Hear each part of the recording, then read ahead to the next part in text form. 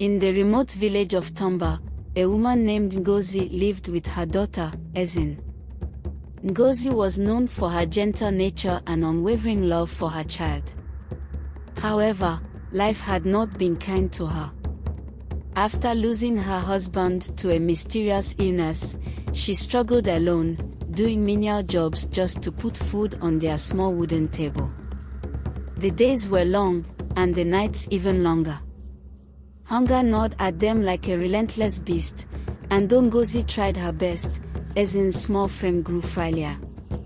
Each day, she worked in the fields, fetched water, and sold whatever little she could find at the market. But it was never enough. One evening, after a particularly exhausting day, Ngozi sat outside her hut, staring at the endless sky.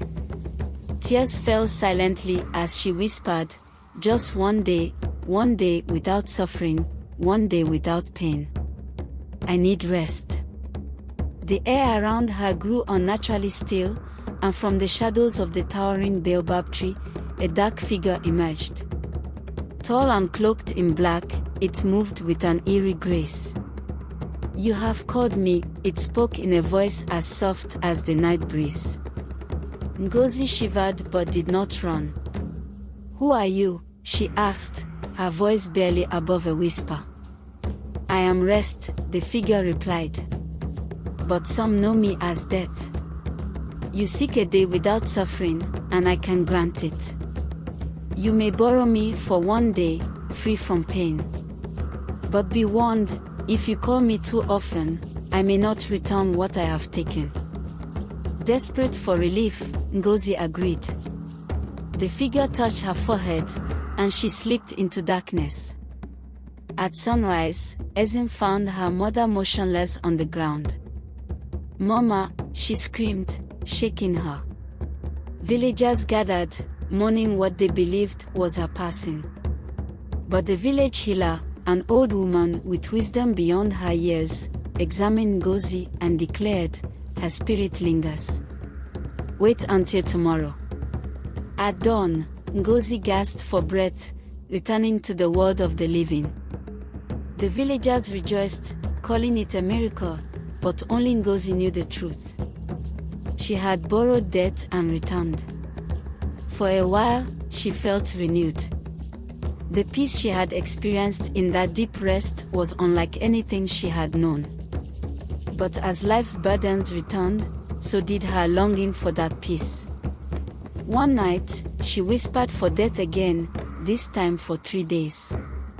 She told Ezin she was traveling to a distant farm, but in truth, she lay in the quiet woods, surrendering herself to darkness. Each time she returned, she felt lighter, free of the weight life had placed upon her. Soon, her brief escapes became longer, first a week, then 2. Ezin, now old enough to sense the growing distance, asked one evening, "Mama, why do you always leave?" Ngozi forced a smile. "I go to find food for us, my child. Do not worry, I always come back."